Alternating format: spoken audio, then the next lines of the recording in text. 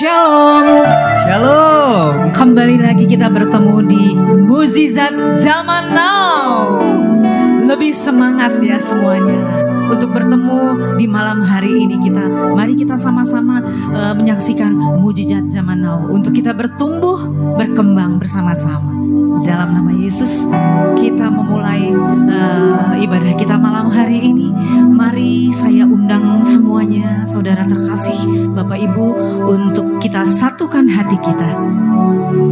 Tuhan Yesus, terima kasih atas kebaikan-Mu Tuhan untuk semua hidup kami. Dan juga untuk malam hari ini kami satukan hati kami di Mukjizat Zaman Now ini. Karena kami percaya Tuhan, mukjizat-Mu pasti terjadi untuk hidup kami semua. Begitu juga di malam hari ini. Siapapun kami, dimanapun kami berada Tuhan, kami mau satukan hati kami. Biarlah Engkau ada dan Engkau bertahta di setiap pujian penyembahan kami dan setiap ibadah kami. Terjadilah Tuhan Yesus. Terima kasih Tuhan. Dalam nama Tuhan Yesus, haleluya, amin. Mari kita sama-sama naikkan pujian untuk kita mulai ibadah kita malam hari ini. Tuhan tiap jam ku memerlukan Engkaulah yang memberi sejahtera penuh setiap jam ya Tuhan. Jika ku perlukan, ku datang juru selamat, berkatilah.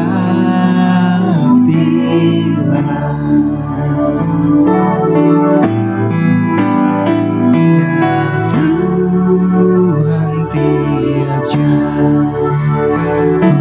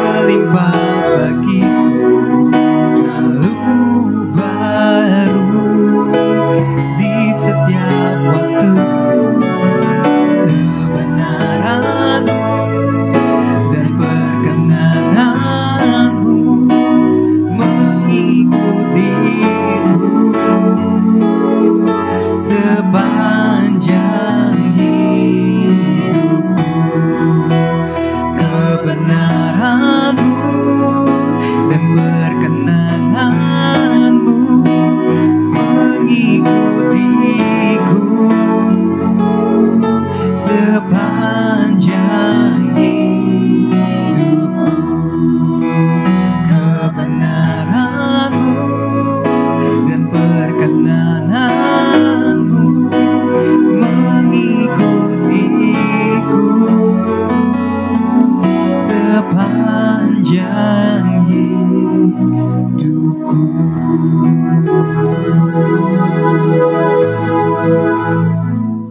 Haleluya. Saya sapa dulu Bapak Ibu semua. Shalom Bapak Ibu. Shalom, shalom. Puji Tuhan. Saya senang berjumpa dengan Bapak Ibu. Apakah Bapak Ibu senang berjumpa dengan saya? Pasti, pasti. Kenapa? Akan diberkati. Enggak ada orang yang akan diberkati itu tidak senang. Amin. Pasti semuanya senang. Ya. Ini saya khotbah berurutan dari Kejadian, Keluaran, Imamat, Bilangan, bahkan kelak selesai sampai Wahyu. Bapak Ibu bisa mengikutinya di channel YouTube Gereja Spasi Hermon. Amin. Supaya apa? Supaya kita tuh termotivasi juga membaca Alkitab dari Kejadian sampai Wahyu. Tetapi harus mencari Tuhan Yesus. Makanya khotbah ini juga kesimpulannya tentang Tuhan Yesus. Apapun kita yang saya khotbahkan, kesimpulannya Tuhan Yesus. Kenapa? Karena benang merah dari Kejadian sampai Wahyu adalah Tuhan Yesus. Amin. Amin Bapak Ibu. Ya. Kalau jemaat itu membaca Alkitab dari Kejadian sampai Wahyu. Kalau pendeta harus lebih. Harus mengkhotbahkan Alkitab dari Kejadian sampai Wahyu. Itu baru fair. Jangan pendeta menyuruh jemaat membaca Alkitab dari Kejadian sampai Wahyu, tapi dia sendiri tidak pernah mengkhotbahkan Alkitab dari Kejadian sampai Wahyu. Sekarang saya ingin menunjukkan bahwa pendeta juga bisa mengkhotbahkan Alkitab dari Kejadian sampai Wahyu. Dan itu memotivasi jemaat, motivasi kita semua untuk kita juga bisa membaca Alkitab. Amin. Ya minimal dengan mengikuti khotbah saya dari Kejadian sampai Wahyu, Bapak Ibu tahu isinya setiap kitab itu apa. Nah lewat itulah mudah-mudahan Bapak Ibu tertarik membaca dan bisa menyelesaikan satu Alkitab penuh. Amin. Wah luar biasa. Nah judul khotbah kita karena ini sudah Injil yang keempat, Injil terakhir. Ada tahu Injil terakhir apa? Yohanes. Ya, maka judul khotbah kita hari ini adalah Rahasia Yohanes. Amin. Apa judulnya Bapak Ibu? Rahasia Yohanes. Saya selalu menyebutkan judul khotbah. Itu menunjukkan saya itu pernah sekolah. Khususnya sekolah STT. Kenapa? Karena setiap kali kita buat paper, buat skripsi, buat tesis, buat disertasi, pasti ada judul. Pasti ada judul. Nggak mungkin ada paper, ada tugas, nggak ada judul. Nggak mungkin. Setiap buku pasti ada judulnya. Benar Bapak Ibu? Makanya aneh kalau ada pendeta khotbah nggak pernah menyebutkan judul khotbahnya. Aneh itu. Berarti dia nggak terdidik dia. Nggak sekolahan. Iya benar Bapak Ibu. Iya. Karena kalau sekolahan dia pasti tahu. Khotbah itu harus ada judul. Kenapa? Itu menolong jemaat menjadi fokus. Pendeta ini ngomong apa sih? Gitu Bapak Ibu. Kalau saya tadi bilang judulnya Rahasia Yohanes, pasti fokusnya tentang kitab Yohanes. Nggak mungkin kitab Matius, Markus, Lukas kan? Iya, jadi mengarahkan jemaat untuk fokus. Oh ini toh kitab Yohanes. Gitu loh Bapak Ibu. Jadi menolong jemaat juga. Makanya kalau kita nanti diberi kesempatan untuk khotbah, jangan lupa judul khotbah. Itu vital. Seperti saudara lah naik taksi. Pak naik taksi pak. Supir taksi nanya. Pak mau tujuannya kemana pak? Asal aja lah kemana aja. Enggak mungkin gitu kan. Pasti tujuannya Pak ke Kelapa Gading. Jelas. Jadi kalau seandainya ada macet juga dia bisa nyari jalan alternatif. Iya. Jadi hai pendeta. Selalu menyebutkan judul khotbah. Itu menolong jemaat. Ya kalau saudara nggak menyebutkan judul khotbah berarti saudara tidak terdidik. Tidak sekolah teologi ya. Iya. Ini saya ajarkan kita untuk semakin sistematis gitu ya. Iya. Tadi judulnya adalah Rahasia Yohanes. Nah, kitab Yohanes adalah Injil terakhir dari 4 Injil. Matius, Markus, Lukas, Yohanes. Ya. Nah, setiap Injil ini menggambarkan Yesus secara spesifik. Masing-masing Injil ini punya perspektif tersendiri tentang Yesus. Dan lewat inilah maka kita punya gambaran yang lengkap tentang Tuhan Yesus. Injil Matius menggambarkan Yesus sebagai raja. Dan memang Injil Matius itu ditujukan kepada orang Israel yang menunggu Mesias yang adalah keturunan Raja Daud. Maka disebutlah silsilahnya mulai dari Raja Daud sampai Tuhan Yesus. Jadi jelas Matius. Markus menggambarkan Yesus sebagai apa? Hamba atau lembu. Makanya gambaran Injil Markus adalah menggambarkan Yesus sebagai lembu, penarik beban, menanggung beban. Injil Lukas menggambarkan Yesus sebagai manusia. Maka di Injil Lukas lah paling banyak menyebutkan Yesus sebagai anak manusia. Makalah Injil Lukas menggambarkan Yesus sebagai manusia. Sedangkan Injil Yohanes menggambarkan Yesus sebagai Allah. Allah. Itulah sebabnya maka Injil Yohanes menggambarkan Yesus seperti Raja Wali yang sedang terbang. Di langit, Allah ada di langit. Nah, demikian Bapak Ibu. Jadi 4 Injil ini menggambarkan Yesus dari sisi yang berbeda. Sehingga Tuhan Yesus bisa lengkap kita ketahui. Amin Bapak Ibu. Tuh luar biasa kan? Iya, nanti saudara lihat ya di YouTube saya, saudara lihat Injil Matius itu kayak gimana, Injil Markus itu gimana, Injil Lukas itu gimana, Injil Yohanes gimana. Jadi saudara pandangannya tentang Yesus lengkap. Amin Bapak Ibu. Amin. Iya, haleluya. Nah, sekarang kita masuk kepada Injil Yohanes. Injil Yohanes menggambarkan Yesus sebagai Allah. Itulah sebabnya Yesus digambarkan adalah firman yang hidup bersama-sama dengan Allah dan Yesus adalah Allah itu sendiri. Coba kita buka Yohanes 1 ayat 1 sampai dengan 4. Jadi luar biasa ya. Jadi 4 Injil ada 4 menggambarkan Tuhan Yesus. Dan di tatala di surga ada 4 makhluk yang mengelilingi tatala. Dan 4 makhluk itu gambarannya dinyatakan oleh Injil 4 Injil tadi. Di tatala itu ada makhluk pertama gambarnya sebagai muka singa. Itu Injil Matius, singa. Makhluk kedua itu gambarannya sebagai lembu. Itulah Injil Markus. Demikian juga makhluk ketiga gambarannya seperti muka manusia. Itulah Injil Lukas. Dan makhluk keempat yang mengitari tatala adalah bermuka Raja Wali. Itulah Injil Yohanes. Tuh kan mantap banget kan. Jadi pas itu 4 Injil dengan 4 makhluk di tatala. Dan itu punya gambaran. Yesus pernah berkata, ya akulah jalan kebenaran dan hidup. Tidak ada seorang pun yang sampai kepada Bapa kecuali melalui Yesus. Itulah sebabnya lewat Injil inilah membuat orang kenal Yesus. Dan lewat kenal Yesus mereka bisa datang ke tatala di kerajaan surga kelak. Amin. Oh cakep kan? Iya Alkitab itu cakep banget. Nah, sekarang kita buka Yohanes 1 ayat 1 sampai 4 ya. Kita gantian ya. Supaya saudara juga bisa aktif baca Alkitab. Ya Yohanes 1 ayat 1 sampai dengan 4. Saya baca. Pada mulanya adalah firman. Firman itu bersama-sama dengan Allah. Dan firman itu adalah Allah. Ya ayat 2 Bapak Ibu. Ya ayat 3 saya. Segala sesuatu dijadikan oleh dia, oleh Yesus. Dan tanpa Yesus tidak ada suatu pun yang telah jadi dari segala yang telah dijadikan. Ayat 4 Bapak Ibu.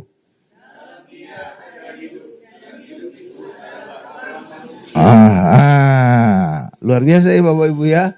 Jadi luar biasa. Dari 4 ayat ini aja kita sudah tergambar tentang Tuhan Yesus. Bahwa Tuhan Yesus adalah Allah. Demikian juga Yesus adalah firman. Demikian juga Yesus adalah hidup. Tuh kan? Luar biasa kan? Jadi kita sudah tergambar tentang itu dari Injil Yohanes. Nah, Tuhan Yesus itu datang ke dunia. Tetapi dunia tidak mengenal dia. Kenapa dunia tidak mengenal dia?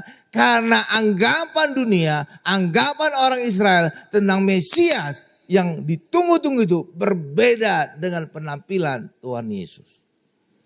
Ya, orang Israel menganggap bahwa Mesias itu adalah keturunan Daud.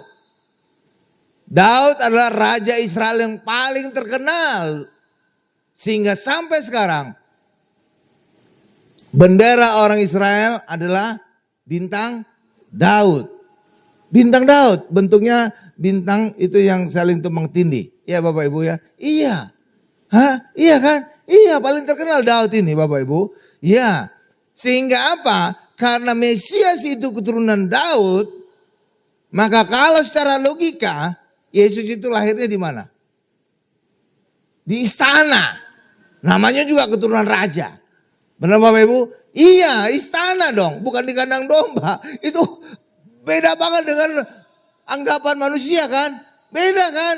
Anggapan manusia, kalau Mesias, Yesus itu keturunan Daud, keturunan raja, maka Yesus harus lahirnya di istana. Ternyata Yesus lahirnya beda banget. 180 derajat bedanya. Bukannya di istana, malah tempat yang paling rendah di dunia, kandang domba. Pernah enggak saudara lihat orang semiskin-miskinnya lahir di kandang hewan? Enggak pernah ya. Enggak pernah ya. Enggak pernah kan? Lah ini Yesus lahirnya di kandang domba. Mesias, raja. Itulah sebabnya banyak orang tidak mengenal Yesus sebagai Mesias. Iya, bahkan orang Israel berpikir Mesias itu akan membebaskan mereka dari penjajahan orang Romawi. Nyatanya Yesus tidak demikian.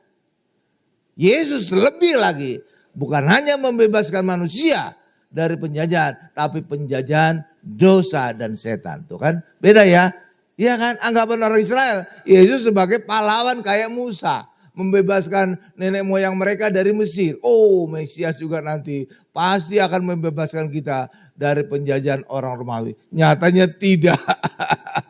Nyatanya justru Yesus disalib oleh orang Romawi, tuh kan. Beda banget kan? Iya, makanya orang Israel nggak percaya Tuhan Yesus. Sebab apa? Yesus hadir bukan seperti konsep berpikirnya orang Israel. Banyak manusia juga demikian. Seringkali kita meminta sesuatu kepada Allah. Tuhan tolong aku. Tuhan sembuhkan aku. Tuhan berkati aku. Tapi cara Tuhan berbeda dari pikiran kita. Iya kan Bapak Ibu ya? Iya, seringkali demikian. Beda banget. Sehingga apa? Kita, bener gak Tuhan nolong saya ya? Bener gak? Gitu Bapak Ibu. Jadi ada kayak keraguan kita juga. Karena apa? Cara Tuhan itu luar biasa. Seringkali berbeda dengan cara berpikirnya kita. Dan itu sudah disebutkan di Alkitab. Rancanganku bukan rancanganmu. Jalanku bukan jalanmu lah. Iya, makanya beda banget. Amin Bapak Ibu. Iya. Makanya seringkali manusia, benar gak ini sih? Benar gak? Makanya dikatakan dunia tidak mengenal dia. Kenapa? Cara Tuhan hadir, cara Tuhan menolong itu berbeda dari cara berpikirnya manusia. Paham Bapak Ibu? Makanya kalau saudara minta berdoa kepada Tuhan, izinkan caranya Tuhan yang terjadi. Amin. Iya, jangan caranya kita. Gini loh Tuhan, ini loh Tuhan, gini loh caranya, ini loh harus dihubungi. Orang ini harus nolong saya. Enggak Bapak Ibu, enggak ya. Oke, demikian juga waktunya Tuhan beda dengan waktunya kita. Ya, jadi saudara jangan mendikte Tuhan caranya dan waktunya. Kenapa? Tuhan punya otoritas dan Tuhan punya jalan dan cara yang berbeda dengan kita. Oke, makanya kita harus belajar.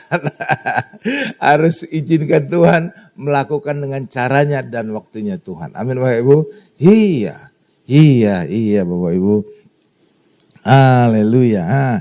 Jadi Tuhan datang ke dunia tapi dunia tidak mengenal dia. Kenapa? Cara hadirnya Yesus itu sangat berbeda dengan anggapan orang Israel.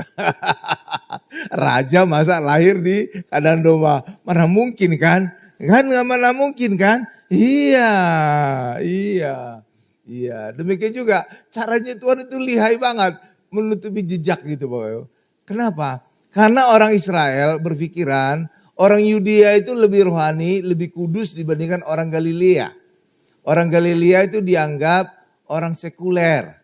Sedangkan orang Yudea itu orang lebih rohani. Kenapa? Di Yudea itu ada Yerusalem. Yudea itu ada Bethlehem. Yudea itu. Sedangkan orang Galilea itu Nazaret, Danau Galilea, gitu Bapak Ibu. Danau Tiberias itu. Jadi danau itu ada namanya macam-macam. Disebut Danau Galilea kenapa? Di situ tinggal orang Galilea. Disebut Danau Kineret kenapa? Bentuknya kayak kinor, kayak harpa. Disebut juga Danau Tiberias kenapa? Menghormati Kaisar Tiberius. Jadi macam-macam namanya. Tapi bendanya sama juga. Yaitu danau itu juga gitu Bapak Ibu ya. Oke ya. Jadi ada latar belakangnya. Oke. Saya seperti ngajar kepada saudara. Supaya saudara makin paham, oh itu toh. Kenapa disebut Danau Tiberias? Kenapa disebut Danau Kineret? Kenapa disebut Danau Galilea? Oh gitu. Jadi cara Tuhan hadir itu berbeda dengan caranya manusia. Itulah sebabnya manusia tidak mengenal Allah. Bahkan tadi saya cerita. Jadi orang Yudea itu lebih kudus, lebih rohani dibandingkan orang Galilea. Yesus lahirnya di mana? Bethlehem, itu daerah Yudea. Tapi Yesus besarnya di mana? Nazaret, itu daerah Galilea.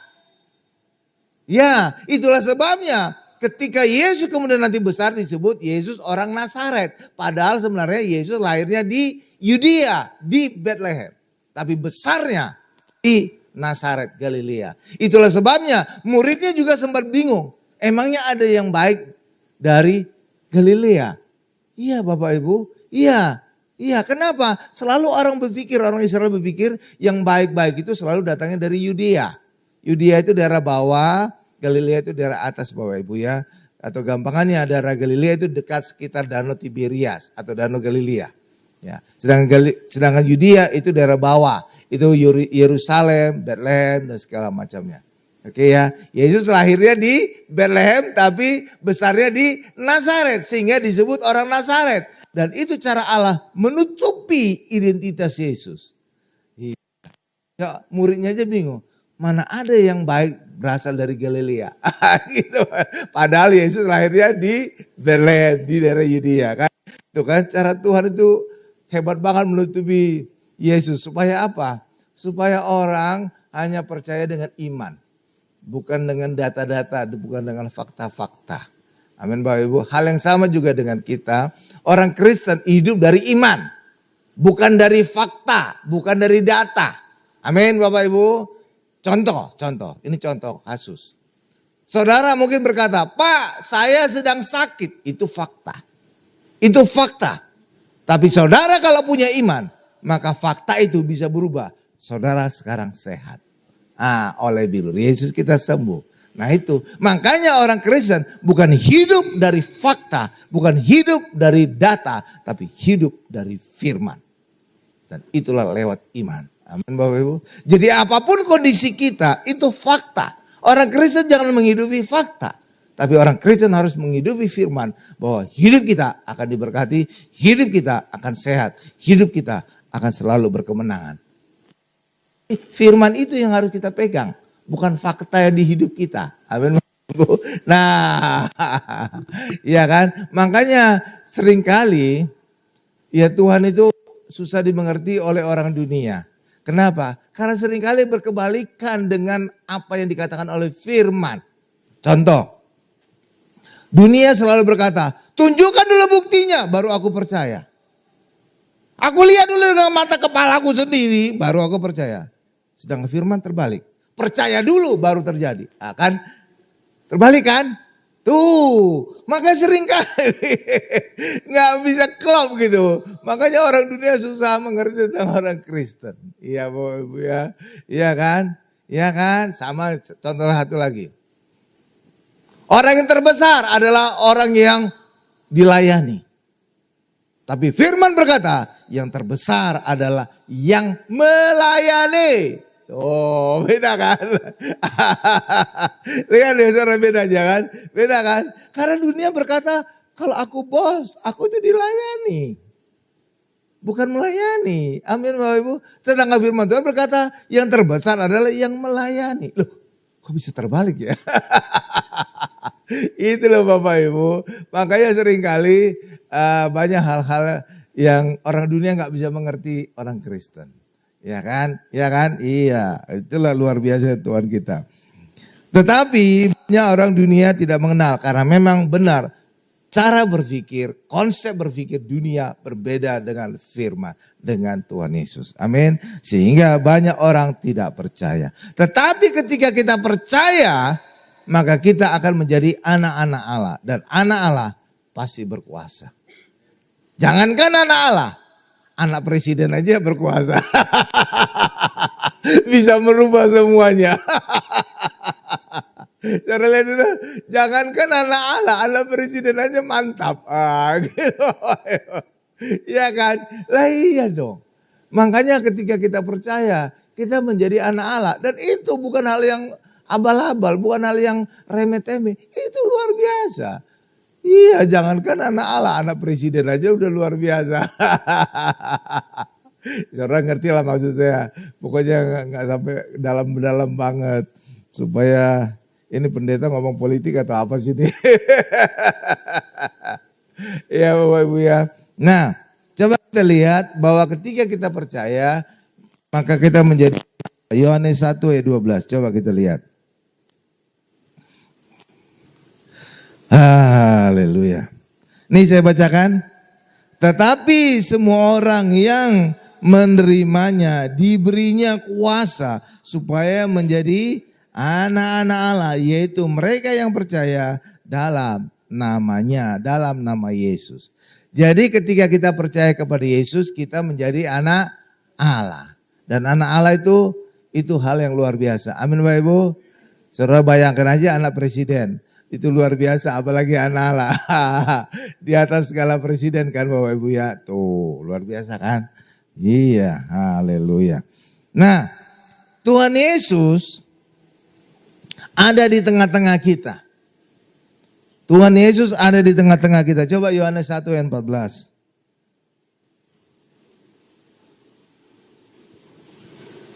Nah ini saya bacakan ya.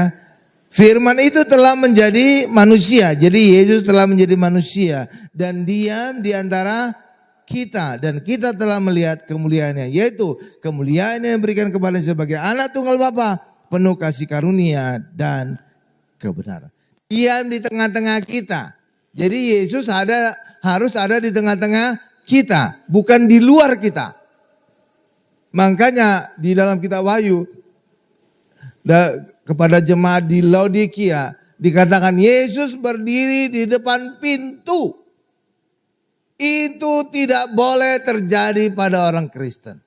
Yesus bukan di luar mengetok pintu, tapi Yesus harus di dalam, di tengah-tengah kita. Amin Bapak Ibu. Ya, loh kenapa Yesus ada di luar Pak? Ngetok-ngetok pintu. Karena sekarang banyak pendeta, banyak gereja tidak lagi mengkhotbahkan Yesus. Yesus ditendang keluar. Gak percaya saudara, lihat aja, dengar saja khotbah-khotbah banyak pendeta. Di gereja saudara sendiri, termasuk juga di YouTube. Saudara akan kaget, ternyata pendeta selama ini jarang menyebutkan nama Tuhan Yesus. Mereka lebih banyak khotbah tentang apa? Perbuatan sehari-hari. Manusia sehari-hari. Manusia harus gini, harus gini, harus gitu, harus gini, harus gitu. Iya Bapak Ibu. Jarang ngomong tentang Yesus. Saudara lihatin aja, saudara akan kaget sendiri. Iya ya, pendeta harusnya mengkhotbahkan Tuhan Yesus. Kok ini malah jarang? Enggak pernah malah. Aduh kasihan deh Yesus. Benar Bapak Ibu. Ini fakta. Saudara buktikan saja di gereja saudara. Benar. Saya ngomong kepada yang penonton YouTube. Buktikan di gereja saudara sendiri. Pendeta saudara sudah jarang menyebutkan Tuhan Yesus. Enggak percaya, buktikan sendiri. Pendeta sekarang lebih banyak khotbah tentang kehidupan sehari-hari. Tentang yang lucu-lucu. Tentang yang ketawa-ketawa. Tentang yang lain-lain. Yesusnya gak ada lagi. Kan aneh ya Bapak Ibu ya. Iya, itulah sebabnya. Bahayanya di mana? Nih, saya tunjukkan bahayanya. Ketika kita jarang mengkorbankan tentang Tuhan Yesus, tapi kehidupan kita sehari-hari, maka banyak pendeta bisa mengutip, bisa mengcopy khotbah dari imam tetangga sebelah.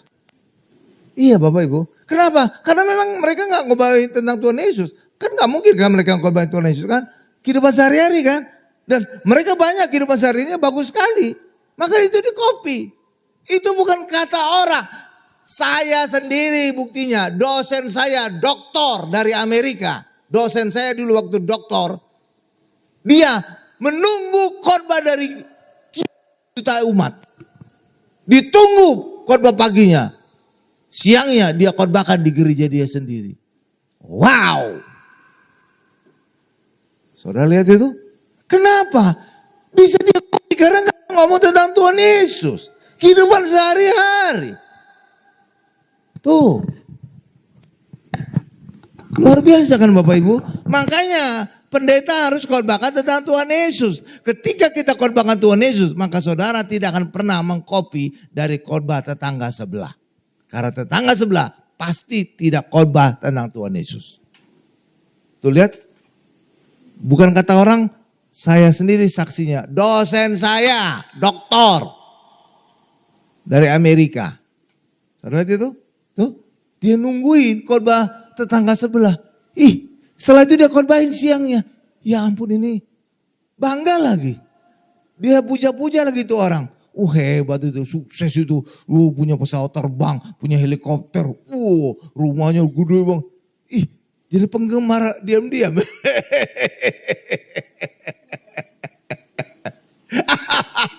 Jadi itu bukan abal-abal Bapak Ibu, dokter. Termasuk orang terkenal juga. Kalau saya sebut namanya saudara pasti tahu mungkin. Iya. Tapi saya enggak akan nyebut. Oke Bapak Ibu. Makanya selalu khotbahkan Yesus. Supaya apa? Supaya kita semakin mengenal Yesus, kasih karunia dan anugerahnya. Amin. Karena kasih karunia dan anugerah Tuhan hanya kita dapatkan di dalam Tuhan Yesus. Amin. Amin. Iya. Jadi Tuhan Yesus itu telah menjadi manusia dan ada di tengah-tengah kita. Makanya kehidupan orang Kristen harus berfokus kepada Tuhan Yesus saja. Amin Bapak Ibu. Iya. Dan Tuhan Yesus itu penuh kasih karunia dan kebenaran Allah. Itulah sebabnya hanya di dalam Yesus kita bisa beroleh kasih karunia dan kebenaran Allah. Di luar Yesus tidak akan kita dapatkan kasih karunia dan kebenaran Allah. Amin. Karena hanya Yesus yang penuh kasih karunia dan kebenaran Allah. Itu tadi ayatnya kita baca. Benar Bapak Ibu? Nih saya baca lagi deh. Yohanes 1 ayat 14. Ayat terakhirnya, kalimat terakhirnya. Penuh kasih karunia dan kebenaran. Nah ini adalah kebenaran Allah. Oke. Jadi hanya di dalam Yesus kita bisa dapatkan kasih karunia dan kebenaran Allah. Di luar Yesus gak bisa. Kalau saudara khotbah tentang kehidupan sehari-hari, saudara gak dapatkan kasih karunia dan kebenaran Allah. Amin. Tuh kan. Makanya pendeta, kembalilah, bertobatlah, khotbahkan tentang Tuhan Yesus saja. Jangan kehidupan sehari-hari. Nggak ada artinya itu. Kalau kita mengkhotbahkan Tuhan Yesus, saudara jangan khawatir saudara akan ditinggalkan jemaat. Justru saudara akan mendapatkan lebih banyak lagi jemaat. Kenapa? Karena ketika kita khotbahkan Yesus, kita akan diteguhkan, firman yang kita sampaikan, diteguhkan dengan banyak mujizat. Itu satu. Yang kedua, Tuhan menyingkapkan banyak pewahyuan di dalam khotbah kita. Itulah sebabnya kalau saudara ikuti khotbah saya, betapa banyaknya singkapan-singkapan baru yang saudara dapatkan. Iya Bapak Ibu. Demikian juga mujizat. Di tempat saya yang lama, ratusan orang sakit kanker loh Bapak Ibu. Iya, sembuh. Demikian juga ratusan ibu-ibu yang mandul bisa punya anak. Tuh. Kalau kita mengkhotbahkan tentang Tuhan Yesus banyak mujizat. Dan ketika banyak mujizat, pasti banyak orang datang. Kenapa? Kehidupan sekarang ini perlu mujizat untuk kita bisa survive, untuk kita bisa sukses, untuk kita bisa berhasil. Kenapa? Persaingan dunia demikian ketat sekarang ini. Amin Bapak Ibu? Iya. Jadi ketika pelayanan kita banyak mujizat, makin banyak orang datang. Iya kan? Iya. Kenapa? Kebutuhan manusia itu ada dua. Ada dua. Dua hal yang besar ini. Dua yang besar. Ya. Satu adalah kesembuhan, kesehatan. Karena kalau tanpa sehat, sia-sia semua berkat Tuhan. Benar Bapak Ibu? Lah iya dong. Saudara bisa kaya raya tapi terbaring di rumah sakit. Walaupun rumah sakit itu VIP. Very impossible person. Percuma kalau saudara sakit. Rumah sakit termahal di dunia juga saudara bisa bayar. Tapi kalau terbaring rumah sakit apa artinya? Benar Bapak Ibu ya? Nggak ada artinya kan? Nggak ada artinya. Yang kedua, masalah ekonomi. Sehat juga kalau kekurangan juga nggak enak gitu ya Bapak Ibu ya. Harusnya apa? Sehat dan kaya raya. Itu mantap. Di dunia kaya raya masuk surga lagi. Itu mantap banget. Amin Bapak Ibu. Jadi hanya dua kebutuhan manusia. Umumnya satu sehat atau kesembuhan. Yang kedua adalah ekonomi. Itulah sebabnya gereja ini mulai Oktober akan mengadakan ibadah KKR kesembuhan ilahi dan bebas resesi. Supaya apa? Supaya jemaat bisa diberkati. Jemaat bisa sehat. Karena dua ini yang dibutuhkan oleh banyak orang di dunia. Bukan hanya orang Kristen, orang di luar sana juga. Iya Bapak Ibu. Ketika mereka disembuhkan, mereka itu bisa gelap mata, bisa akhirnya dibaptis Bapak Ibu. Benar. Di gereja saya yang lama, ketika mereka itu disembuhkan, padahal dokter sudah angkat tangan. Kanker, tumor segala macam. Sembuh. Nggak perlu diajak ke gereja, mereka ke gereja sendiri. Mereka dibaptis. Itulah sebabnya di baptisan gereja saya yang lama, itu satu hari saja sekali baptisan itu bisa 1.000 orang. 1.000 orang. Nggak ada di dunia itu 1.000 orang setiap kali baptisan. Nggak ada. Coba saya cari aja di internet. Search baptisan 1.000 orang. Coba saudara, ketemu nggak? Mungkin ketemunya di gereja di Jakarta. Oke. Dan yang luar biasanya lagi, dari 1.000 orang, 30% non-Kristen. Berarti berapa orang itu? 300 orang. Saudara lihat itu, 300 orang bertobat. Tuh luar biasa kan? Iya. Tapi lebih luar biasa lagi di Kisah Para Rasul. Sekali berkhotbah Rasul Petrus 3.000 orang bertobat. Luar biasa ya. Luar biasa kan? Iya, ini 300 orang. Luar biasa kan? Iya, tuh. Iya. Kok tahu Pak? Iya tahu. Saya dulu sekretaris yang mencatat. Jadi bukan kata orang. Saya yang mencatat. Saya dulu sekretaris gembala sidangnya. Nah, tuh Bapak Ibu. Luar biasa kan? Iya, makanya ketika kita khotbahkan Yesus, satu, Tuhan akan meneguhkan dengan mujizat. Yang kedua, Tuhan akan menyingkapkan banyak pewahyuan di dalam khotbah kita. Itulah sebabnya khotbah-khotbah saya itu banyak sekali singkapan. Dan juga pelayan saya banyak sekali mujizat. Coba saudara bandingkanlah pendeta-pendeta yang kehidupan sehari-hari yang ketawa-ketawa gitu Bapak Ibu. Coba lihat itu pelayannya. Dia pernah ngomong mujizat? Enggak pernah. Karena ketika kita khotbah tentang kehidupan sehari-hari, Tuhan tidak memeteraikan khotbah kita. Tuhan tidak memeteraikan pelayanan kita. Lihat itu? Iya, makanya mereka itu coba lihat. Ada ngomong mujizat? Enggak pernah. Iya. Tapi ketika kita khotbahkan Yesus, itu pasti ada mujizat, pasti. Sedangkan gereja kita ini aja, ini baru 11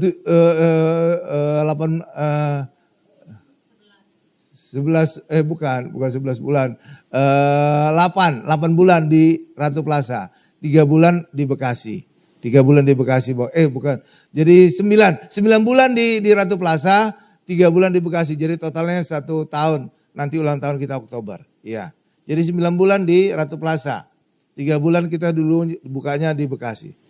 Saya lihat, walaupun baru 9 bulan di Ratu Plaza, udah banyak mujizat. Iya. Mujizat paling besar apa Pak? Mujizat paling besar di gedung tempat saudara sekarang berada. Ratu Plaza. Dulu mati, sepi, kayak kuburan. Sekarang saudara lihat. mulai pembangunan kan. Bahkan November penuh seluruh lantai disewa orang. Kalau bukan mujizat itu apa namanya dong? Jadi langsung terjadi mujizat. Landmark juga demikian sama. Itu dulu mati.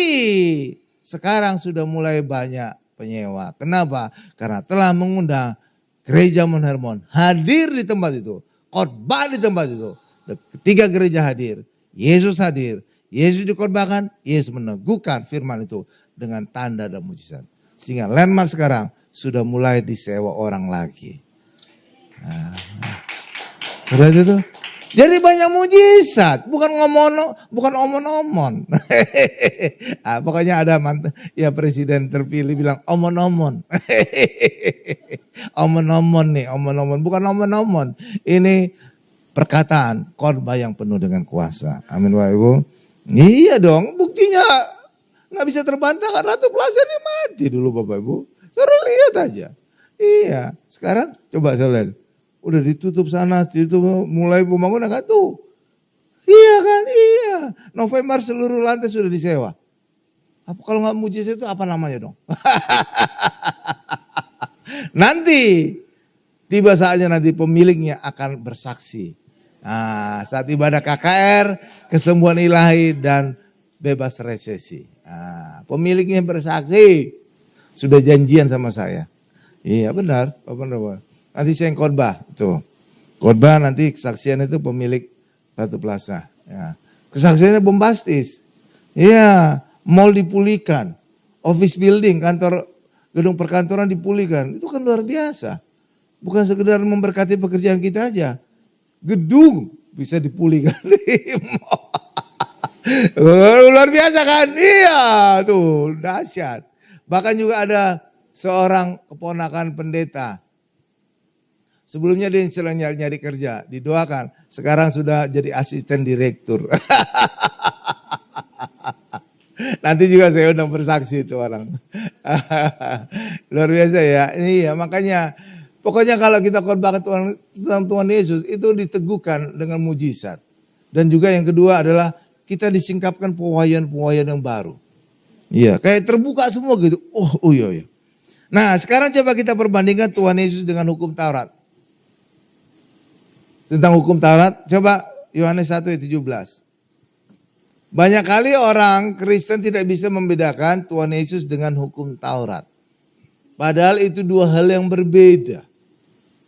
Iya. Yohanes 1 ayat 17 sudah di sana. Nih saya bacakan ya. Sebab hukum Taurat diberikan oleh Musa. Jadi itu hukum Taurat dari pihak Musa. Oke lanjut. Tetapi berarti yang berlawanan, yang berbeda, kasih karunia dan kebenaran datang oleh Yesus Kristus. Jadi kasih karunia dan kebenaran itu dari pihak Tuhan Yesus. Setelah itu, hukum Taurat dari pihak Musa, tetapi berarti bukan sama ini, berlawanan, kasih karunia dan kebenaran datang oleh Yesus Kristus. Setelah itu, itulah sebabnya ketika orang Kristen ingin beroleh kasih karunia dan kebenaran, datanglah kepada Tuhan Yesus. Ya, bukan datang kepada hukum Taurat. Hukum Taurat itu perbuatan manusia. Ini saya tanya saudara bedanya ya. Ya. Hukum Taurat itu ada berapa hukumnya? 10 hukum Taurat. Kalau saudara baca dari 1 sampai 10, itu semua perbuatan manusia. Buktinya Pak? Nih saya tunjukkan buktinya. Jangan ada padamu ilah lain di hadapan Allah. Jangan ada, itu larangan kepada siapa? Manusia. Jangan mencuri, jangan membunuh, jangan segala macam. Itu larangan kepada siapa? Manusia yang lakukan 10 ini. Bukan Allah. Salat itu. Jadi ketika orang hidup di dalam hukum Taurat, dia hidup mengandalkan perbuatannya sendiri. Karena 10 hukum Taurat itu menuntut perbuatan manusia. Salat itu. Lihat, tuh, itu fakta. Itu benar-benar real. Bukan ngarang-ngarang saya, bukan omon-omon. Sekarang lagi populer omon-omon. Oke Bapak Ibu ya. Iya kan? Sedangkan Tuhan Yesus, siapa yang mengerjakan? Tuhan Yesus sendiri. Dan Yesus berkata di atas kayu salib, sudah selesai. Kalau ada sudah selesai, perlu ada kita tambahin lagi enggak dengan perbuatan kita? Tidak. Itu ibarat lukisan maestro Avandi misalkan. Dia sudah melukis, selesai. Jangan saudara tambah-tambahin. Oh kayaknya kurang nih cat warna merahnya. Hancur itu jadi lukisan. Ya kan Bapak Ibu ya? Lah iya dong. Tulisan Da Vinci, cewek, kayaknya perlu ditambah kepangnya. Hancur itu lukisan. Benar Bapak Ibu? Itu lukisan sudah selesai. Hal yang sama juga karya salib Yesus. Sudah selesai Yesus berkata. Maka tidak perlu kita tambahkan dengan perbuatan kita. Lalu bagian kita ngapain Pak? Percaya. Bagian kita percaya. Lunas sudah dibayar Tuhan Yesus. Itulah sebabnya bagian kita percaya kepada Yesus, maka tidak lagi perlu perbuatan-perbuatan. Perbuatan itu bagi kita adalah buah. Maksudnya apa Pak? Maksudnya adalah ketika kita hidup dalam hukum Taurat, perbuatan itu adalah syarat. Kamu jangan berzina, kamu jangan membunuh, kamu jangan mencuri segala macam. Itu syarat supaya kita menjadi benar di hadapan Allah. Sedangkan kita di dalam Yesus, kita sudah benar, udah dibenarkan oleh darah Yesus. Maka perbuatan tadi tidak berzina, tidak mencuri, tidak, itulah bukan lagi syarat, tapi buah. Itulah sebabnya kekristenan, perbuatan itu bukan syarat, tapi buah. Ketika kita sudah dibenarkan oleh darah Yesus, maka hendaklah kita jangan berzina. Ketika kita sudah dibenarkan oleh Yesus, hendaklah kita jangan mencuri. Jadi perbuatan itu adalah buah, bukan syarat. Saya lihat bedanya? Lihat bedanya? Lah iya. Jadi ketika orang hidup dalam hukum Taurat, perbuatan itu adalah syarat. Tetapi ketika kita di dalam Yesus, bukannya hukum Taurat itu tidak kita lakukan. Kita lakukan, tapi itu adalah buah. Itulah buah-buah roh. Paham Bapak Ibu? Bukan lagi syarat. Saudara bukan menjadi benar dengan tidak mencuri. Saudara tidak menjadi benar karena tidak membunuh. Enggak. Saudara sudah dibenarkan oleh darah Yesus. Maka bagian kita hari ini adalah percaya. Dan ketika kita di dalam Yesus, hendaklah kita menggambarkan kebenaran Yesus dalam diri kita. Kita tidak mencuri. Kita tidak membunuh. Kita tidak berzina. Nah itu. Jadi perbuatan itu adalah buah. Bukan syarat di depan. Jadi perbuatan itu bukan di depan, di belakang. Itulah sebabnya juga dalam perjanjian baru berbeda dengan perjanjian lama. Banyak pendeta nggak bisa membedakan perjanjian lama dengan perjanjian baru. Di mana Pak mereka tidak bisa bedakan? Ini saya tunjukkan satu hal yang prinsipil yang banyak sekali dilakukan oleh pendeta. Pendeta berkata kepada jemaat, bertobatlah supaya kamu sembuh. Bertobatlah supaya kamu diberkati. Sering gak saudara dengar itu kan? Saudara tahu itu? Itu salah. Itu perjanjian lama. Kenapa kita harus bertobat dulu? Karena lewat pertobatan itu kita membayar kebenaran kepada Allah agar Allah memberkati kita, agar Allah menyembuhkan kita. Tapi dalam perjanjian baru, Yesus sudah membayar. Maka kita hari ini, ketika kita disembuhkan Tuhan, hendaklah kita bertobat. Jadi pertobatan itu di belakang. Ketika kita menerima kebaikan Allah, maka itulah yang menuntun kita kepada pertobatan. Bukan pertobatan yang di depan, pertobatan di belakang. Kalau itu, tapi banyak pendeta nggak ngerti. Masih kehidupan orang Kristen, masih kehidupan perjanjian lama. Bertobat dulu baru disembuhkan. Bertobat dulu diberkati. Terbalik, perjanjian baru sudah dibayar oleh Yesus. Maka bagian kita adalah beroleh kesembuhan. Dan lewat kesembuhan itulah menuntun orang kepada pertobatan. Lihat itu bedanya. Selain beda perjanjian lama, perjanjian baru. Nah itu, banyak sekali pendeta gak ngerti bedanya. Ya kan? Tuh. Makanya khotbahkan Yesus supaya ngerti. Jadi Yesus membuat perbedaan. Perjanjian lama dengan perjanjian baru.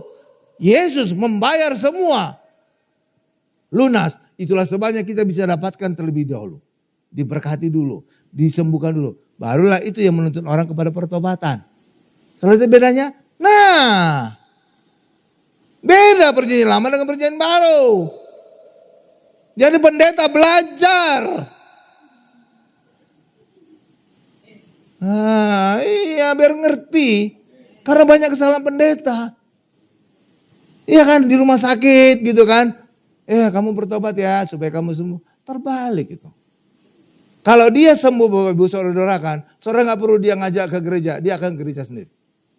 Saya tanya saudara sesuatu yang menggelitik. Saudara pernah gak ngajak teman saudara ke gereja? Pernah gak? Dan kadang-kadang mereka menjawabnya ketus. Ya kan? Ya kan? Emangnya di gereja dapat apa? Ngapain ke gereja buang-buang waktu? Bagusan aku istirahat, besok aku kerja. Ya kan? Benar kan Bapak Ibu ya? Kenapa dia ngomong gitu? Karena dia tidak mengalami kasih Tuhan. Coba kalau dia mengalami kasih Tuhan. Kanker, vonis mati sebulan kemudian. Ketika dia sembuh didoakan. Gak perlu saudara ajak ke gereja. Dia akan ke gereja sendiri. Jadi pertobatan di belakang. Alami dulu mujizat. Baru dia bertobat. Dan itu sesuai dengan Alkitab. Iya, dan itu terjadi pada gereja yang lama. Ketika anaknya divonis mati karena kanker, berapa bulan kemudian ternyata didoakan sembuh. Sekeluarga bertobat. Tuh, bukan cuma satu. Sekeluarga. Opungnya, omanya, neneknya, bapaknya, semua. Tantenya, semua. Iya, benar Bapak Ibu. Semua. Jadi kebaikan Tuhan itu menuntun orang kepada pertobatan. Ayatnya di mana Pak? Buka Roma 2 ayat 4. Ada dasar ayatnya. Makanya pendeta berdasarkan ayat. Bukan ngarang. Bedakan perjanjian lama dengan perjanjian baru. Belajar lagi kalau perlu. Ikuti Moner Mencor khotbah saya. Iya dong. Coba Roma 2 ayat 4. Nih saya bacakan. Maukah engkau menganggap sepi kekayaan dan kemurahannya, kesabarannya dan kelapangan hatinya? Tidakkah engkau tahu bahwa maksud kemurahan Allah ialah menuntun engkau kepada pertobatan? Pertobatan di belakang atau di depan? Belakang, menuntun engkau kepada pertobatan. Jadi kemurahan Tuhan, berkat, kesembuhan, itu menuntun kepada pertobatan. Bukan pertobatan di depan. Di depan itu perjanjian lama, Neng, sayang. Pertobatan itu di belakang. Itu ayatnya. Jadi saya bukan ngarang, bukan omon-omon. Haleluya. Makanya pendeta belajar lagi. Itu ayatnya kan, ada kan? Menuntun orang kepada pertobatan. Berarti pertobatan di mana? Di depan atau belakang? Di belakang. Karena menuntun orang kepada pertobatan kan? Lah iya. Jadi ucapan pendeta berkata bertobatlah agar engkau sembuh. Salah atau benar? Salah. Bukan kata saya, kata ayat. Saya ketawain aja pendeta. Amin Bapak Ibu. Makanya bisa bedakan perjanjian lama dengan perjanjian baru. Oh, oke. Tuh kan, saudara dapat singkapan kan? Iya, ada jemaat juga bertanya sama saya, Pak, kok pendeta saya bilang Pak bertobat dulu baru disembuhkan. Udah kamu, udah. Ada jemaat di sini juga. Ada deh pokoknya. Ingin tahu ya. Kasihan deh. Karena nggak nyambung dia. Belum nyampe ilmunya. Iya Bapak Ibu. Karena pendetanya ngajarkan gitu. Bertobat dulu kan. Nah, saudara sendiri sering kali dengarkan. Bertobat dulu agar engkau sembuh. Bertobat dulu agar engkau diberkati. Saudara tahu kenapa itu? Pertobat dibilang, karena sudah dibayar Yesus. Itu ibarat gini, contohnya, itu beasiswa. Beasiswa itu bayarnya bukan di depan, tapi di belakang. Ya kan? Kalau saudara normalnya bayar kuliah dulu baru ikut kuliah kan? Sedangkan beasiswa enggak. Ikut kuliah dulu bayar nanti di belakang. Setelah kerja baru nyicil. Ya kan? Lah ya bayar di belakang, kira-kira gitulah. Karena sudah dibayar duluan di depan oleh Tuhan Yesus. Itu. Jadi beda sekali perjanjian lama dengan perjanjian baru. Perjanjian lama belum ada Tuhan Yesus. Perjanjian baru sudah ada Tuhan Yesus membayar. Jadi harus berbeda. Iya, jadi yang membuat perbedaan itu apa? Tuhan Yesus. Makanya khotbahkan Yesus maka saudara akan mengerti, oh ya perjanjian lama berbeda dengan perjanjian baru. Paham Bapak Ibu? Iya, saudara dapat singkapan baru kan? Rada kontroversial memang ini. Tapi ada dasar kuat ya. Oh, ya. Jadi saudara bisa nanti ya mengkritik pendeta saudara, terserah lah. Jadi saudara lebih pintar dari pendeta jadi sekarang. Nah, jadi Tuhan Yesus itu berbeda dengan hukum Taurat. Kalau hukum Taurat itu, maka manusia hidup berdasarkan perbuatannya. Sedangkan Tuhan Yesus tidak, kita mengandalkan perbuatan Yesus. Itulah sebabnya di dalam Yesus kita hidup oleh iman. Amin Bapak Ibu. Tapi Pak ada di dalam Yakobus Pak, iman tanpa perbuatan adalah mati. Ya saudara, baca ayat yang benar. Tidak ada dikatakan imanmu tanpa perbuatanmu adalah mati. Tidak ada dikatakan demikian. Tapi iman tanpa perbuatan adalah mati. Benar Bapak Ibu? Lah sedangkan ketika kita percaya Yesus, Yesus telah menyelesaikan semuanya. Bagian kita iman. Perbuatan di mana Pak? Perbuatan Yesus. Karena tidak dikatakan imanmu tanpa perbuatanmu. Tidak ada dikatakan demikian. Tapi hanya iman tanpa perbuatan adalah mati. Lah kalau kita di dalam Yesus, imannya iman kita, perbuatannya perbuatan Yesus. Klop. Nggak ada kan yang dikatakan imanmu dan perbuatanmu sendiri. Nggak ada kan? Nggak ada kan? Nggak ada. Jadi ketika kita dalam Yesus masih masuk ayat itu. Iman tanpa perbuatan. Iman kita iman kepada Yesus. Perbuatannya perbuatan Yesus. Oke Bapak Ibu ya. Lah iya dong. Iya kan? Karena ayat itu jelas berkata. Iman tanpa perbuatan adalah mati. Tidak ada dikatakan imanmu dan tanpa perbuatanmu adalah mati. Nggak ada kan? Mu-nya nggak ada kan? Nggak ada. Makanya baca ayat teliti. Kalau perlu kacamatanya diganti. Mungkin rabun-rabun sedikit lah gitu. Nah, iya dong, teliti. Oke Bapak Ibu ya. Jadi kita di dalam Yesus itu tetap masuk ayatnya. Imannya iman kita, perbuatannya perbuatan Yesus. Itu kan klop ya. Cakep kan? Tuh. Jadi kita hari ini tidak mengandalkan perbuatan kita kan. Makanya kalau orang Kristen mati, pendetanya tidak pernah berkata, diterima di sisi Allah sesuai dengan perbuatannya. Gak ada kan? Itu tetangga sebelah. Iya kan? Kalau ada pendeta ngomong gitu, diterima di sisi Allah sesuai dengan perbuatan. Dipecat itu pendeta. Iya kan? Cobalah. Saudara perhatikan saat penguburan kan? Gak ada kan? Tetangga sebelah iya. Karena mereka mengandalkan perbuatan mereka. Mereka gak punya Yesus. Tapi ketika orang Kristen punya Yesus, kita tidak lagi mengandalkan perbuatan kita. Tapi kita mengandalkan perbuatan Yesus yang kita percaya. Yang kita imani. Saudara paham itu? Tuh singkapan luar biasa kan? Nggak ada pendeta saudara cerita gitu. Saya yakin. Iya kan? Saudara jadi lebih pintar dari banyak pendeta sekarang. Jadi hukum Taurat diberikan oleh Musa tetapi kasih karunia kebenaran datang oleh Yesus Kristus. Itulah sebabnya kalau ketika orang Kristen ingin kasih karunia dan kebenaran Allah, hiduplah di dalam Yesus. Justru ketika kita hidup dalam hukum Taurat, saudara akan selalu gagal dan dihukum oleh Allah. Ayatnya di mana Pak? Oke, jadi saya berdasarkan ayat, bukan kata saya. Roma 4 ayat 15. Luar biasa sekali saudara. Nanti besok bisa lihat rekaman khotbah saya ya. Bapak Ibu bisa lihat masuk ke gereja Spasi Hermon ya.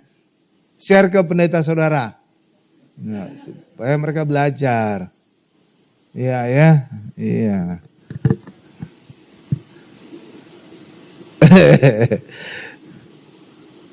Coba Roma 4 ayat 15 ini saya bacakan. Karena hukum Taurat membangkitkan murka. Ikuti sama saya, membangkitkan murka. Ya. Tetapi di mana tidak ada hukum Taurat, di situ tidak ada juga pelanggaran. Saudara paham enggak ayat ini? Paham enggak? Ayat ini berkata, hukum Taurat itulah yang membuat adanya dosa. Kok bisa demikian Pak? Karena apapun dosa, pasti karena pelanggaran hukum Taurat. Contoh, berzina itu dosa enggak Bapak Ibu? Dosa karena ada larangan dalam hukum Taurat, jangan berzina. Mencuri itu dosa enggak? Dosa karena ada larangan jangan mencuri. Jadi kalau hukumnya tidak ada, maka pelanggaran juga tidak ada. Kalau hukum Taurat itu tidak ada, maka tidak ada dianggap mencuri itu dosa. Contoh sederhana aja. Supaya saudara makin pinter. Misalkan ini di depan saya ini jalan raya. Jalan raya ya. Ya saudara bayangkan di depan saya jalan raya. Kalau saudara parkir mobil misalkan di jalan itu. Saudara bisa ditangkap polisi enggak?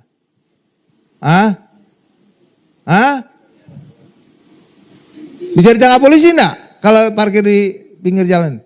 Tidak. Kenapa? Tidak ada larangan parkir. Tidak ada larangan stop. Tapi tiba-tiba ini besoknya di sini pasang S dicoret atau P dicoret. Saudara parkir sini, saudara pasti ditangkap polisi. Karena apa? Ada pelanggaran di sini. Tapi sebelum ada rambu itu, saudara parkir semalaman juga nggak ada masalah. Karena tidak ada rambunya. Tidak ada larangan, tidak ada hukum di sini. Benar? Tapi ketika ada rambu S dicoret, P dicoret, saudara parkir mobil, saudara akan ditilang polisi. Jadi walaupun saudara ada di jalan yang sama, ketika saudara melakukan tindakan yang sama, saudara bisa ditangkap polisi atau saudara tidak ditangkap polisi. Tergantung ada rambu atau tidak. Jadi rambu inilah yang menentukan saudara bisa ditangkap polisi atau tidak. Benar Bapak Ibu? Kalau rambu ini saudara cabut, saudara mungkin rada nekat gitu Bapak cabut. Saudara cabut rambu S-nya yang dicoret atau P dicoret. Saudara buang kemana gitu Bapak Ibu. Atau di kamar saudara pasang S, dilarang stop. Iya ada dulu teman saya suka usil gitu Bapak Ibu. Iya di jalan itu diambil ini iya kayak dia bangga gitu Bapak Ibu. Iya. Oh ini handuk dari hotel saya colong gitu. Nyolong bangga. Iya Bapak Ibu, iya kan? Ada aja iseng gitu Bapak Ibu kan. Ya. Nah, saudara misalkan cabut tanda S-nya, saudara bisa parkir semalaman di situ kan? Nggak ditangkap polisi kan? Kalau polisi apa pelanggaran saya lakukan Pak? Nggak ada larangan stop, nggak ada larangan parkir. Saudara bisa ngeles, ya kan? Tapi kalau selama ada rambu itu, saudara nggak bisa ngeles. Itu ada rambunya. Saudara langgar, ya kan? Jadi saudara dianggap melanggar kalau di situ ada rambu, ada peraturan, ada undang-undang di situ. Hal yang sama juga dengan hukum Taurat. Ketika saudara hidup dalam hukum Taurat, maka saudara ada hidup di dalam hukum.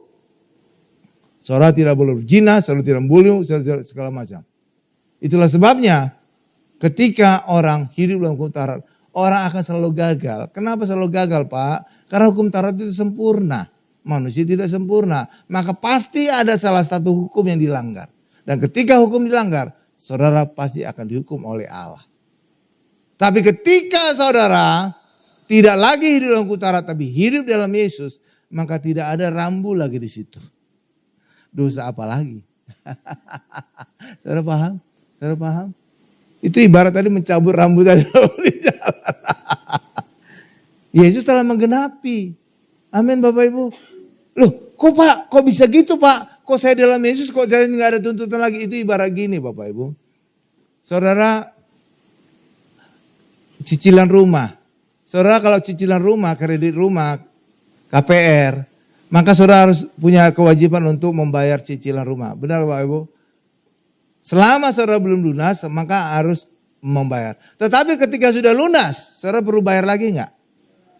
Tidak. Hal yang sama juga dengan Yesus. Yesus telah membayar lunas semuanya. Maka tidak ada kewajiban lagi bagi orang Kristen. Tuh lihat.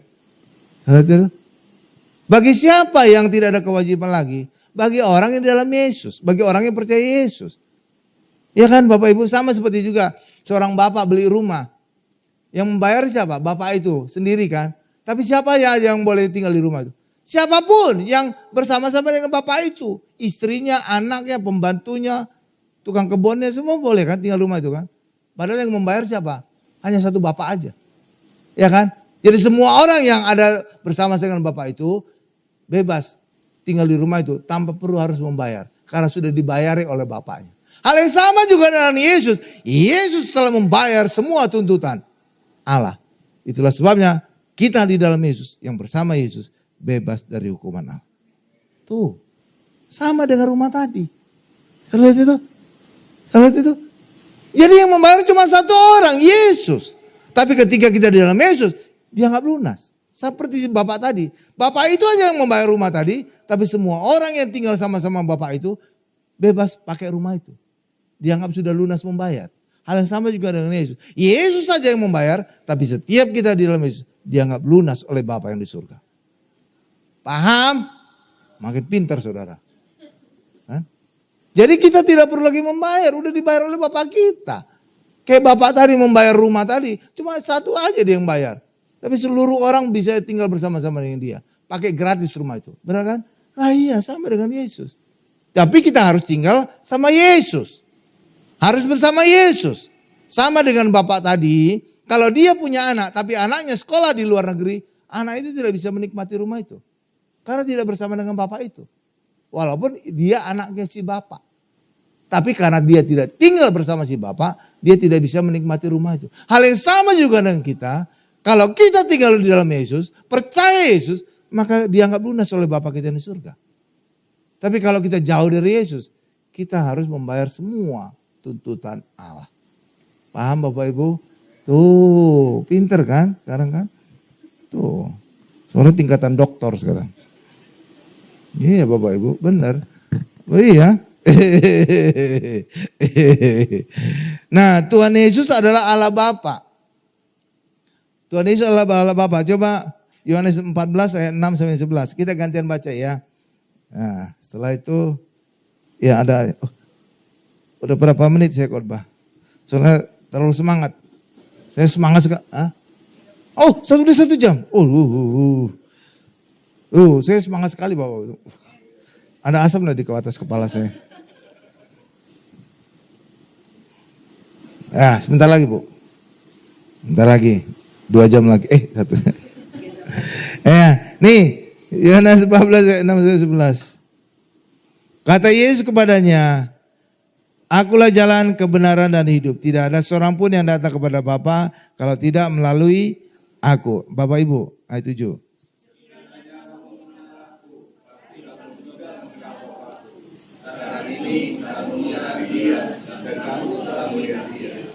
Ayat 8. Kata Filipus kepadanya, Tuhan, tunjukkanlah Bapa itu kepada kami. Itu sudah cukup bagi kami. Ayat 9.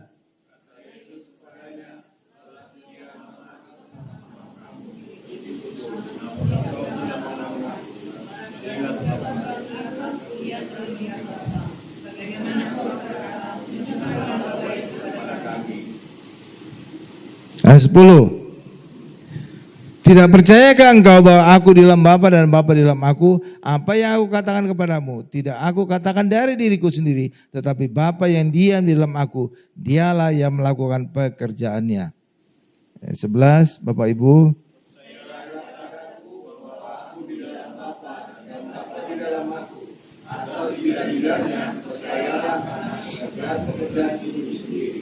Ya, jadi ada 3 poin. 3 hal yang saya ingin jelaskan dari bacaan ini. Pertama, Yesus adalah jalan, kebenaran, dan hidup. Amin Bapak Ibu. Nah, saudara, di balik ucapan Yesus adalah jalan, kebenaran, dan hidup. Itu ada rahasia.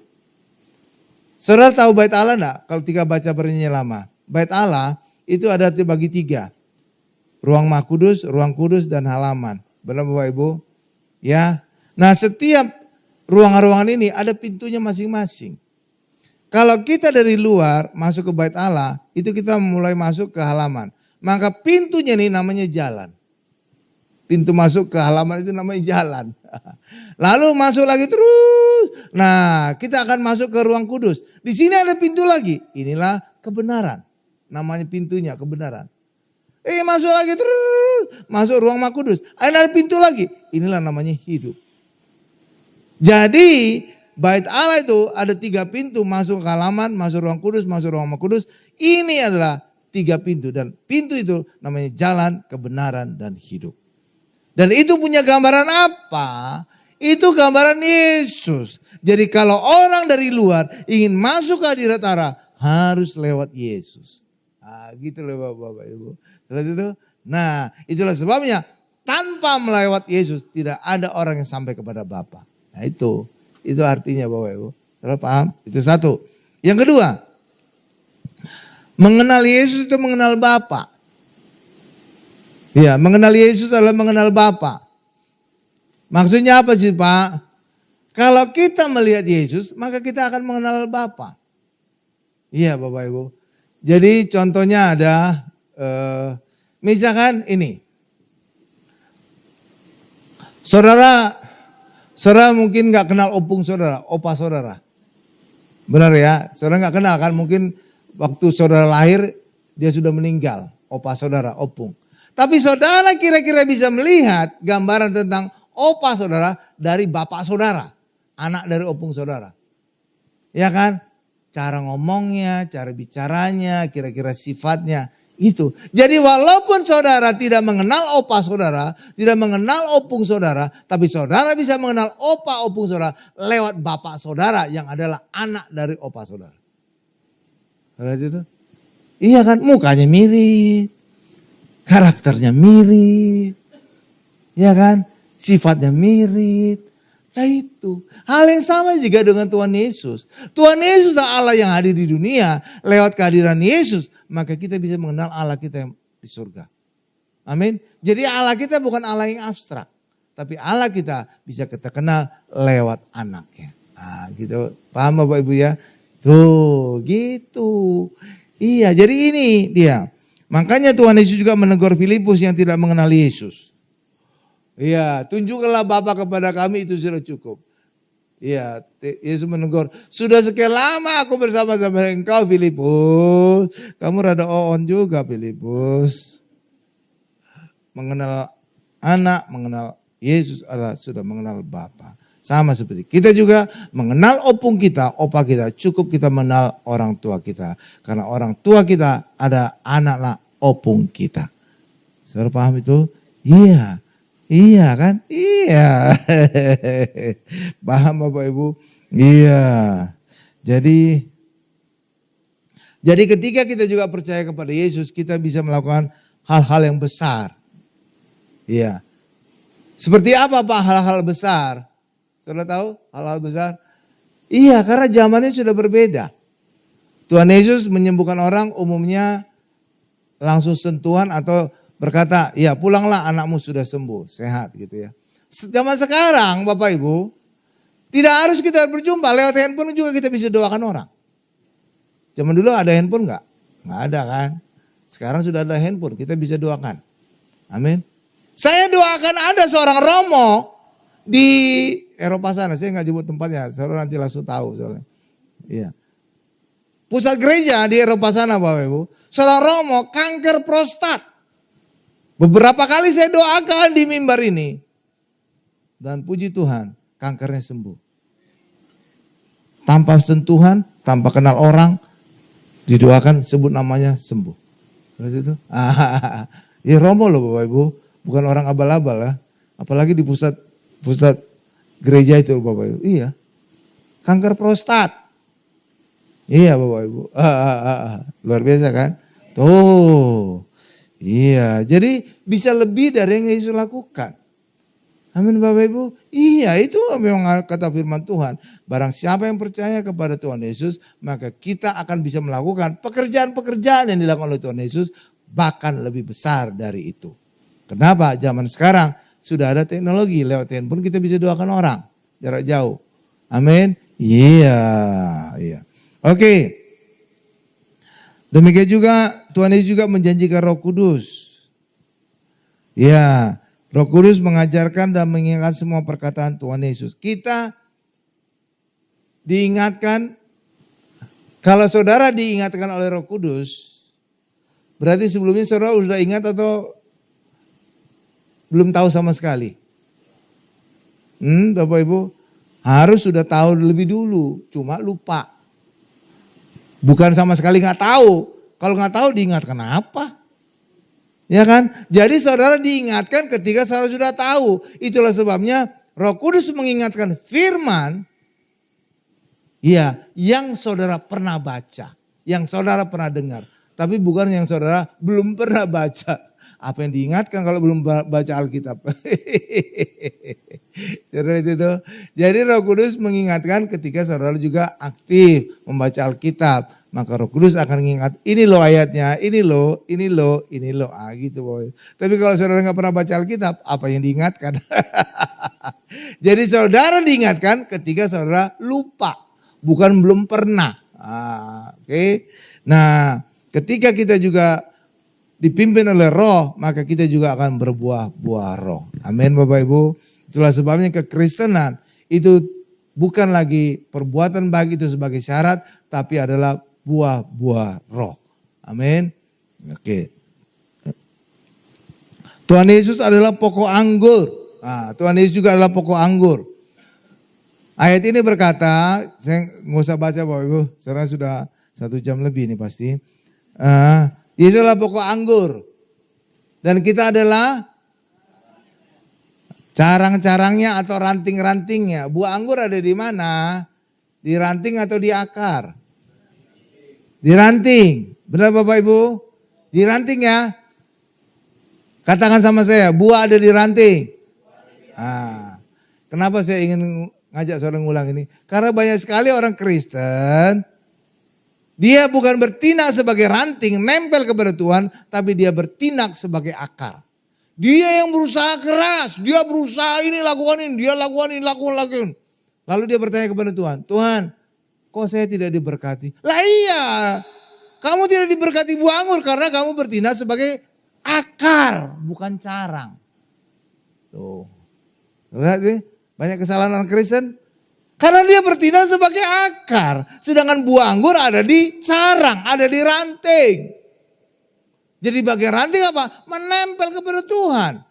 Bukan kita yang bertindak sebagai Tuhan. Bukan kita mengadakan perbuatan kita. Itu kita bertindak sebagai akar. Kalau saudara sebagai akar, saudara sampai kapanpun tidak akan menghasilkan buah anggur. Karena buah anggur bukan di akar, tapi di ranting. Lihat itu. Iya, tapi banyak orang Kristen kan bertindak sebagai akar kan. Dia berusaha keras, nembus tanah, lembus batuan, segala macam. Dia bermimpi akan diberkati. Diberkati apa? Anggur bukan di akar, Neng. Iya kan? Iya. Banyak salah orang kan. Tuh, makanya bersikaplah sebagai ranting atau carang. Nempel ke batang Yesus. Lihat itu. Jadi sebenarnya Tuhan udah memberikan kita posisi yang enak. Nempel doang. Bukan akar ya. Kalau saudara rindu kayak akar. Waduh disiplinnya luar biasa. Waduh dia bermimpi dia akan menghasilkan buah. Sampai kapanpun dia nggak dapat buah. Kenapa? Dia posisikan dirinya sebagai akar. Buah anggur bukan di akar, Neng. Lihat banyak kesalahan. Iya kan banyak orang berpikir dengan upayanya. Dia mengandalkan dia akan diberkati itu. Bukan itu. Bagian kita adalah carang, ranting. Nempel saja kepada Tuhan. Pasti kita akan berbuah. Amin. Tuh. Banyak kan kesalahan orang itu kan. Iya dia pikir dengan upayanya dia akan diberkati. Dia akan berhasil. Enggak. Karena kau memposisikan dirimu sebagai akar bukan ranting. Nah tuh lihat tuh luar biasa kan. Ya. Langsung saya simpulkan.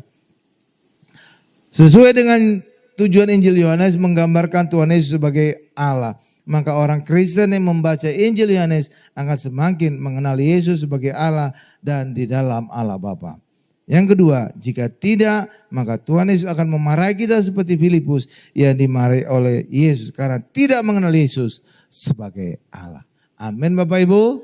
Kita tundukkan kepala kita. Ya, mari kita tundukkan kepala kita. Terima kasih Tuhan untuk ibadah mujizat zaman now ini telah selesai. Kami juga ingin berdoa Tuhan berkati program ini bisa berjalan lancar, bisa menjadi berkat bagi banyak orang. Berkati juga setiap netizen, setiap orang yang telah menyaksikan acara ini agar hidup mereka juga mengalami zaman lawatan kuasa Tuhan. Yang sakit Tuhan sembuhkan, yang terikat Tuhan lepaskan, yang mengalami pergumulan masalah Tuhan berikan solusi dan jawaban atas hidup mereka. Terima kasih Tuhan Yesus. Berkati juga setiap keluarga mengalami damai Kristus. Selalu ada damai, selalu ada saling mengampuni, saling mensupport Tuhan. Berkati juga yang ya anak-anak juga dalam studi sekolah bisa sampai jenjang S3 di dalam dan luar negeri dapat beasiswa. Demikian juga pagari juga pergaulan mereka bebas dari orang-orang jahat, bebas dari segala niat jahat orang Tuhan.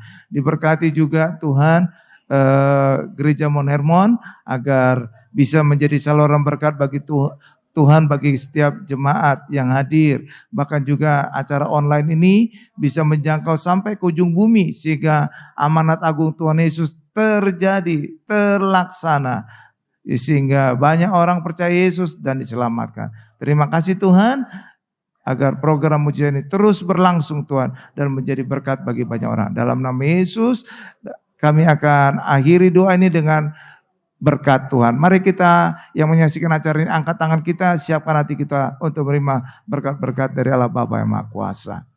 Berkat dari Allah Bapa yang Maha Kuasa, kasih karunia dari Tuhan Yesus, serta penyertaan Roh Kudus menyertai kita mulai hari ini sampai selama-lamanya. Haleluya, sama-sama kita berkata amin.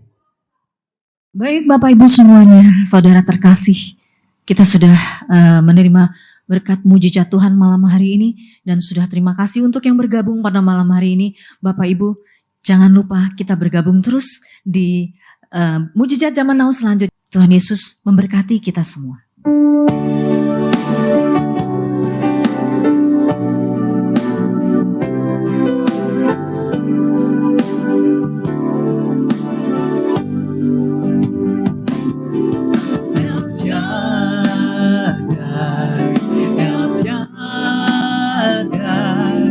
Allah Maha Kuasa.